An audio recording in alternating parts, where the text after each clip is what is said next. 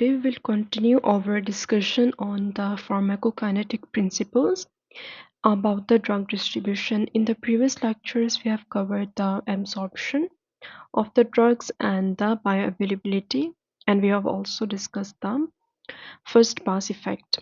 So let's get into it. First of all is the definition of drug distribution. It means that the drug is distributed from the systemic circulation to the organs and tissues, from the blood to the organs and tissues.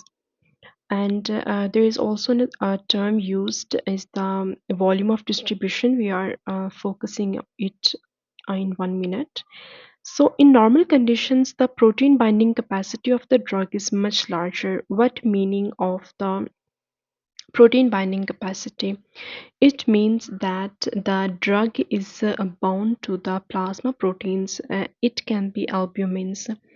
The albumins are very important in binding the drugs, and this is called as the protein binding capacity of the drug, in which the drug is bonded to the plasma proteins.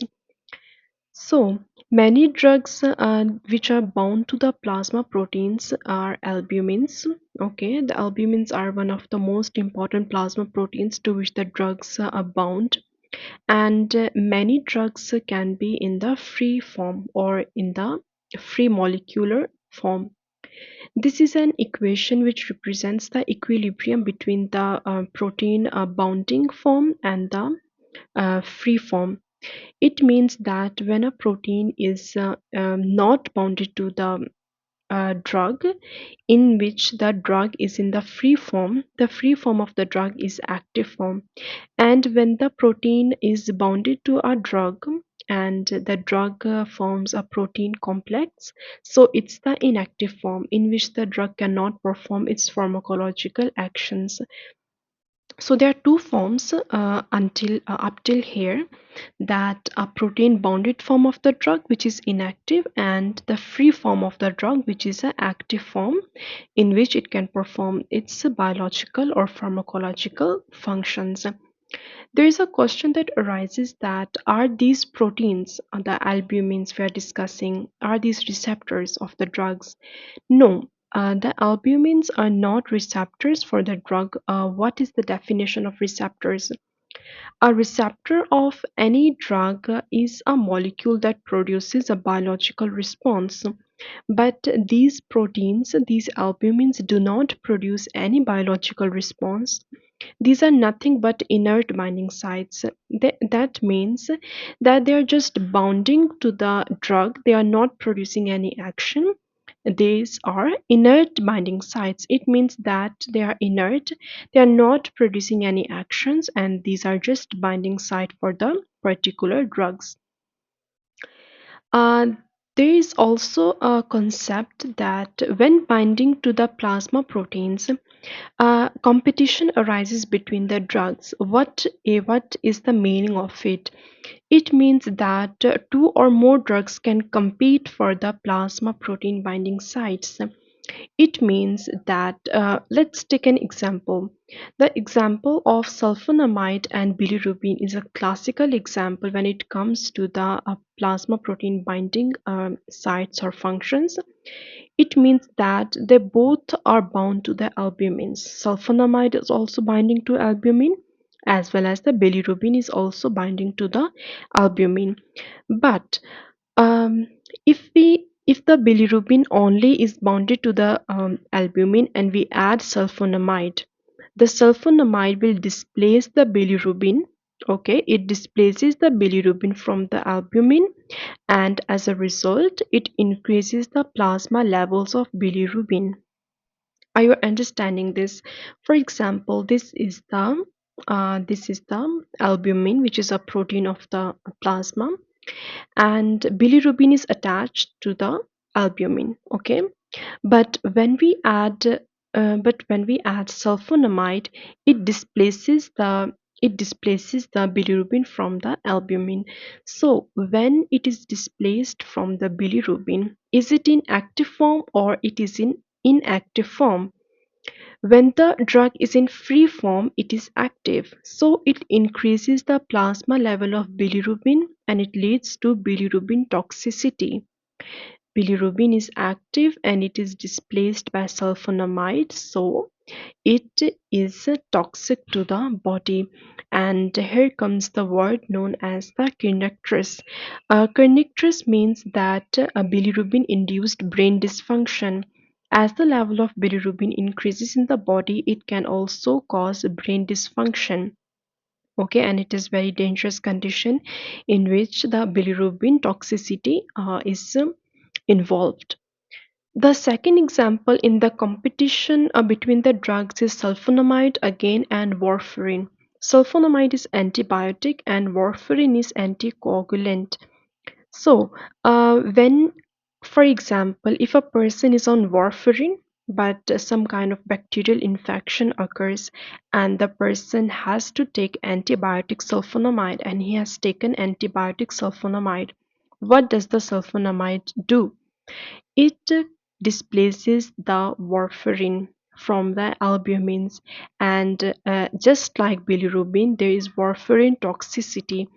Warfarin toxicity is anticoagulation. It means that the anticoagulant mechanisms are going to increase. For example, bleeding problems and bruising. We can see epistaxis, the nose bleeding kind of things we can see in warfarin toxicity. The concept here that is that when some drug is bound to the albumin or plasma proteins and we add a competent drug, the competent drug will remove the originally bound drug, and that drug which is displaced, its toxicity is going to increase, its plasma level is going to increase, as in case of bilirubin, as in case of warfarin. These are displaced by the sulfonamide. Okay. There is also a concept about the special barriers to distribution. What does it means? It means that there are special barriers, for example, placental barrier, for example, blood-brain barrier. Placental barrier, which drugs can cross the placenta? The drugs which are suitable for the placental crossing, they should have small molecular weight. They have small molecular weight and they should be very, very lipid soluble and they should be very, very small. In addition to that, the drugs which can cross the BBB, they should also be lipid soluble and they should also be very small, and they should be transported by the facilitated diffusion or active transport, and they should have very low molecular weight. So both of these barriers can provide transportation to those drugs which are small, which are lipid soluble, and in case of blood brain barrier they should have the capacity for the facilitated diffusion. Okay, there are clinical scenarios in which the placental involvement is very important in case of pregnancy. Let's discuss about that. The safe drugs in pregnancy. What is the meaning of safe drugs in pregnancy? It means that when a woman is pregnant and if she is taking any kind of drug, we are not allowing that drug to cross the placenta. What are the conditions that do not allow the drug to cross the placenta? First is the water solubility. The drug should be water soluble. The drug should be large and the drug should have high protein bonding capacity. It means that the drug is going to stay in the maternal bloodstream and is not going to cross the placenta. And this is what we want in case of the safe drugs in pregnancy. Okay, this is an example in which the two drugs are mentioned. It's propylthiouracil and methimazole. These both are used in the pregnancy. These both are antithyroid drugs which are used in hyperthyroidism. If the mother is suffering from hyperthyroidism, she should take antithyroid drugs. But are these both drugs are safe to use in pregnancy? Let's discuss about it. Propylthiouracil and methimazole, they both have high protein binding capacity, but the protein binding capacity of propylthiouracil is more than the methimazole. So what was the conditions? The one of the condition for the safe drugs in pregnancy is high protein binding capacity. It means that propylthiouracil is more safe than methimazole to use in pregnancy. But if any condition in which these drugs can cross the placenta, or we have used the drugs which have low protein binding capacity, or which are small, or which are lipid soluble, these three conditions match the drugs which can cross the placenta, and in these conditions there are drastic effects on the fetus. The fetus can undergo cretinism. Cretinism is congenital iodine deficiency syndrome in which the size of the fetus will going to reduce. There is mental retardation, there will be gonna short limbs, short stature, and it is a congenital endocrine disorder. So we don't want these drugs to cross the placenta in any case. Propylthiouracil can be used in the first trimester. It means up to from the from the fertilization, or from the day when the female conceives, up to the 12th week. Propylthiouracil is safer than methimazole to be used in the pregnancy. The other drugs are anticonvulsant and anti-epileptic drugs. These are mostly teratogenic. It means that they can cause various drastic effects on the fetus. They are teratogenic. They can cause cancers in the fetus. Anticonvulsant drugs, they are a list given here. These are phenobarbital and phenytoin, carbamazepine, and valproic acid. Among these, phenobarbital is the most safest drug, anti-epileptic drug that can be used during the pregnancy. What is the reason that phenobarbital is the most safest among these four?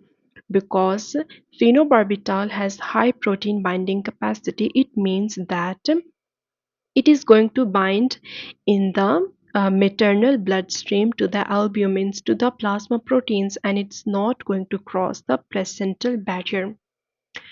There is also an other concept about the apparent volume of distribution. It's indicated as VD. What is this concept? It means that it's a kinetic parameter measure, which is used to correlate the dose with the plasma levels at zero time. What does it mean? Concentrate on this formula. Its Vd is equal to dose divided by the C naught. C naught is the plasma concentration at zero time. Okay, apparent volume of distribution can also be defined as the amount of the drug that is distributed into the tissues, that is distributed into the organs. If the Vd is high, it means that most of the drug is distributed into the tissues, and if the Vd is low, it means that the drug is still in the plasma, it is not distributed into the tissues. Okay, so the same thing is written here. Vd is low. It means that the drug is still in the plasma. High amount of drug is still bound to the plasma protein. It's in the plasma. And when the Vd is high, volume of distribution is high. It means that most of the drug is sequestered or has distributed into the tissues. Is the simple thing that volume of distribution, we are distributing the drug to the organs and the tissues. So if the Vd is high, it means that the drug is sequestered in the tissues. But if the Vd is low, it means that the drug is still in the plasma. Okay, and this raises the possibility of displacement by other agents. What does it mean? It means that let's take an example of three different drugs: verapamil, quinidine, and digoxin. Let's clear it by a diagram. For example, this is digoxin. Okay, and it is attached to albumin, plasma protein. Okay, and we are adding verapamil and quinidine, or both can be added at the same time, or we can add them subsequently. So they causes the release of the digoxin from the plasma binding sites, okay, from the albumins. So it results in digoxin toxicity. It results in the digoxin toxicity. So we are going to face the higher levels of the digoxin in the plasma. Okay, let's come to an estimated amounts for some parameters. These are considered for 70 kilogram lean male, and they are in liters. Plasma volume is 3 liters in 70 kg man. Blood volume is 5 liter, and extracellular fluid is 12 to 14 liter. These are under the physiological conditions, and the total body water is 40 to 42 liters. Okay, and considering these, we can calculate the volume of distribution. These are the VD values in the physiological condition in a 70 kilogram male. I will give you some scenario. You will have to decide whether the drug is it in the plasma or it is in the tissues. If the VD is low, what does it means? It means that the most of the drug is in the plasma because volume of distribution is low. And if VD is high, it means that the drug is in the tissues. For example, if the drug has VD of 40 to 42 liters, which is physiological, okay, if any question or clinical vignette says you that the VD of that particular drug is 40 to 42 liters, it is in physiological conditions. But if the VD is 4000 liters, what would you expect? That most of the drug is in the tissues because VD is very high. Volume of distribution is very high. It means that the drug is sequestered in the tissues. There is also another concept about the redistribution. What does it mean? It means that the drugs are redistributed. It means that in case of the CNS drugs, the central nervous system drugs, when these drugs crosses the blood-brain barrier, because these drugs are lipid soluble, they redistribute into the fat prior to the elimination, prior to excretion. It means that when we administered a drug, it goes into the blood-brain barrier, crosses the blood-brain barrier, and goes into the CNS. But due to its higher lipid solubility, it comes back into the bloodstream and it is deposited into the fats prior to the elimination. The example is thiopental IV anesthetic. It is a thiopental IV anesthetic. It reaches the brain in less than 1 minute. So, it is distributed to the central nervous system in less than 1 minute, but it has a half-life of 9 hours.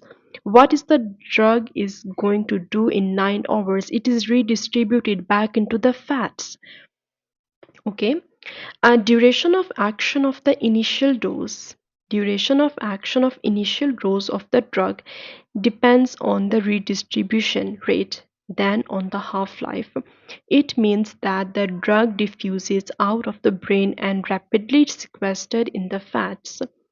There is a diagrammatic representation that shows you that when we have administered a drug, it goes into the central nervous system and crossing the BBB. Okay, but it is again going to come out of the blood brain barrier and it's going to deposit it into the fats. Okay, and after that the drug is going to redistribute into the blood, so it's going to have longer duration of action.